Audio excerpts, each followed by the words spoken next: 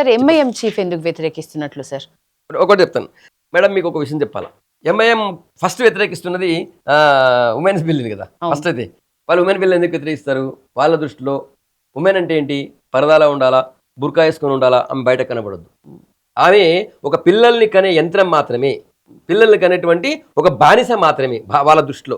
అందుకే 33% రిజర్వేషన్ వచ్చినట్లయితే ఆయన ఉన్నటువంటి ఏరియాలో ఓల్డ్ సిటీలో కూడా ఆయన 33% ఉమెన్కి ఇస్తారు. ఉమెన్ వస్తారు. ఉమెన్ వస్తే ఆ మహిళ బయటకు పోయి రేపు ఎంపీ అయ్యి లేకపోతే ఎమ్మెల్యే అయిన తర్వాత ఆమె ఇంకా ఆమెకి అవేర్నెస్ వచ్చిన తర్వాత ఆ మెల్లగా మహిళలందరినీ కూడా ఆమె అవేర్నెస్ తీసుకొచ్చి వాళ్ళందరూ చైతన్యం కలిగిస్తే మా పరిస్థితి ఏంది? మేము వాళ్ళని పిల్లలుగానే బానిసలుగా చూస్తున్నాం కదా అని చెప్పి ఆయన బాధ. అందుకంటే వేరే ఏం లేదు. ఆయన ఎందుకు వ్యతిరేకిస్తున్నాడు? సీట్లు పెరిగితే అందరికి పెరుగుతాయి, అంతే కదా. ఆయన సీట్లను తగ్గుతలేవు కదా, ఏ ప్రాంతంలో సీట్లను తగ్గ కదా.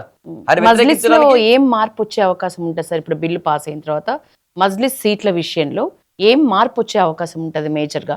ఎలాగా జనరల్ సీట్లు ఇప్పుడు మహిళా బిల్లు పాస్ అయితే మహిళలకు కేటాయించబడతాయి, దానివల్ల వచ్చే మార్పు ఏముంటుంది? ఇప్పటిదాకా వాళ్ళు ఇంట్లో దాచిపెట్టినటువంటి మహిళ, వాళ్ళు ఇప్పటిదాకా ఆమెని వంటింటికి తర్వాత కేవలం బెడ్రూమ్కి మాత్రమే పరిమితం చేసి పిల్లల్ని కనేటువంటి యంత్రంగా చేసినటువంటి ఆ మహిళలందరూ ఇప్పుడు బయటకు వస్తారు. అసెంబ్లీకి రావాల్సిందే, పార్లమెంట్కి రావాల్సిందే.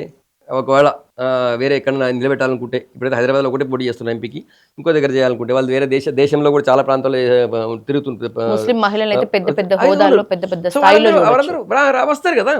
రేపు మా మహిళ ఎమ్మెల్యే అవుద్ది మన దగ్గర, వాళ్ళకి అది ఇష్టం లేదు. తలాక్ నిర్ణయంతో ఎంత మద్దతు వచ్చిందో ప్రధాని మోడీ గారికి, ఇప్పుడు ఈ నిర్ణయం వల్ల కూడా అంతే మద్దతు వస్తుందా సార్? 100% వస్తుంది.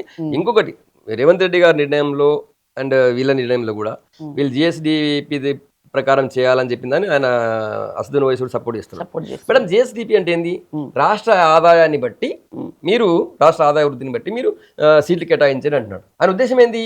సౌత్ ఇండియాలో ఉన్నటువంటి రాష్ట్రాలు చాలా ఆదాయాన్ని కేంద్రానికి ఇస్తున్నాయి, లేదా మా రాష్ట్రాల ఆదాయం ఎక్కువ ఉంది, మాకు ఎక్కువ సీట్లు రావాలా, ఆదాయం తక్కువ రాష్ట్రాలకు తక్కువ సీట్లు ఇవ్వాలని చెప్పి.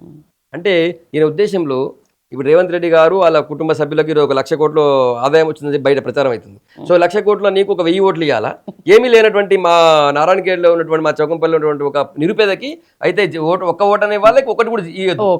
అంటే 1 ఓట్ 1 వాల్యూ అని ఏదైతే బాబాసాహెబ్ అంబేద్కర్ రాజ్యాంగంలో తీసుకొచ్చారో దాన్ని పూర్తిగా నిర్వీర్యం చేసి ధనికులకి ఎక్కువ ఓట్లు, పేదలకి తక్కువ ఓట్లు అనేటువంటి ఒక పాలసీని రేవంత్ రెడ్డి తీసుకొస్తున్నారు. మీనింగ్ అదే, ఆయన ఉద్దేశం అదే. హైబ్రిడ్ లో జీడిపి ప్రకారం తీసుకురావాలనేది, రాష్ట్ర జీడిపి ప్రకారం తీసుకురావాలని ఉద్దేశం అది. రాష్ట్ర ఆదాయం బట్టి మీరు సీట్లు ఇవ్వండి. మా తెలంగాణలో ఎక్కువ ఆదాయం ఉంది, మాకు సీట్లు ఎక్కువ ఇవ్వండి. మీరు ఆదాయం తక్కువ ఉన్నటువంటి ఈశాన్య రాష్ట్రాలకి సీట్లు తక్కువ ఇవ్వండి. అప్పులు అంటున్నారు కదా సార్, మరి అప్పులు ఆదాయ వృద్ధి ఎక్కువ ఉంది. అప్పులు అనేది వేరే పాయింట్, వేరే సబ్జెక్ట్. అయితే జిఎస్డిపి మన వేరే రాష్ట్రాలతో పోలిస్తే మా రాష్ట్రంలో ఎక్కువ ఉంటుంది, నార్త్ ఇండియాతో పోలిస్తే మా రాష్ట్రంలో ఎక్కువ ఉంటుంది అని ఉద్దేశం అది. అయితే నేనేమంటున్నా, నీ ఆదాయం ఎక్కువ ఉంది కాబట్టి నీకు ఎక్కువ ఇవ్వాలి. ఫర్ ఎగ్జాంపుల్ యశోద గారు కోటీశ్వరాలు అయితే మీకు 10 ఓట్లు, నేను పేదవాడిని అయితే నాకు ఒకటే ఓటు ఇస్తే మీ ఓటు అయ్యగానే 10 ఓట్లు పడ్డాడు, నేను ఓటు వేస్తే ఒకే ఓటు పడ్డట్టు అంటే ఎట్లా? ఇది బాబాసాహెబ్ అంబేద్కర్ గారు రాసినటువంటి రాజ్యాంగ స్ఫూర్తికి విరుద్ధం కదా. అంటే ఈ లెక్క ప్రకారం ముఖేష్ అంబానీకి లేకపోతే ఇంకొక కోటీశ్వరుడికి ఆయన వాళ్ళ ఇంట్లో ఒక్కొక్కరు ఓటు వేస్తే 1,00,000 ఓటు వేసినట్టు లెక్క. అంతే కదా. 10 మంది ఓట్లు వేస్తే 10 లక్షల ఓట్లు పడ్డట్టు. ఊర్లో ఉన్నటువంటి పేద రైతు కూలే ఓటు వేస్తే ఒకటే ఓటు ఉంటుంది. ఇది 1 ఓట్ 1 వాల్యూకి ఎంత విరుద్ధమైనటువంటి ఆలోచన ఇది. ఒక ముఖ్యమంత్రి ఆలోచన చేసేటువంటి పద్ధతి అనేది ఇది. ఆయన కేవలం దీన్ని వ్యతిరేకించడం కోసం ఒక ఇల్లాజికల్, రాజ్యాంగ విరుద్ధమైనది, ఎలాంటి అశాస్త్రీయమైనటువంటి ఆలోచనని ఆయన తీసుకొచ్చిండు. ఇది పూర్తిగా దేశ సమాఖ్యకే ఒక పెద్ద గొడ్డలు పెట్టి లాంటి ఆలోచన తీసుకొచ్చింది. బయట అంతా నవ్వుతున్నారు అందుకే మేధావులందరూ కూడా. ఇది డబ్బులు ఎక్కువనే అని చెప్పి ఎక్కువ ఓటు, డబ్బులు తక్కువనే అని తక్కువ ఓటు ఉన్నారు. ఇంకోటి, రేవంత్ రెడ్డి గారికి ఎవడ సలహా ఇచ్చింది నాకు తెలీదు.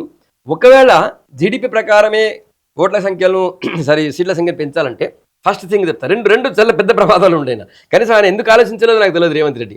ఫస్ట్, జీడిపి ప్రకారమే రాష్ట్రాలకి సీట్లు పెంచితే నీ తెలంగాణ నెంబర్ 1 ఉండదు, మహారాష్ట్ర నెంబర్ 1 ఉంటుంది, తర్వాత తమిళనాడు ఉంటుంది, తర్వాత హర్యానా ఉంటుంది. ఆ లిస్టులో మనది కూడా ఉంటుంది తెలంగాణ.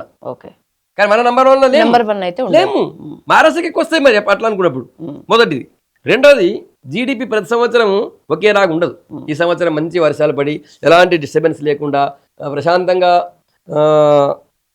వర్షాలు పడి ఉంటే మంచి పంటలు పడతాయి. మంచి పంటలు పడితే ఆదాయం పెరుగుతుంది, రాష్ట్ర ఆదాయం పెరుగుతుంది. ఒక వరదలు వచ్చి మొత్తం పంటలు కొట్టుకుపోయారు అనుకోండి, అదే అంటే పంటలు పండి ఆదాయం పెరిగినప్పుడేమో సీట్లు ఎక్కువైతాయి, పంటలు తగ్గిపోయి వర్షాలు వచ్చి వరదలు వచ్చి మొత్తం రాష్ట్రం కరువు ఉంటే నష్టపోతే సీట్లు తగ్గిపోతాయి. అంటే ఎవ్రీ ఇయర్ సీట్లు పెంచుతూ తగ్గిస్తూ ఉండాలా? ఏం లాజిక్ ఇది రేవంత్ రెడ్డి? ఇది పూర్తిగా చాలా రాజ్యాంగ విరుద్ధం, ఇది ఇల్లాజికల్.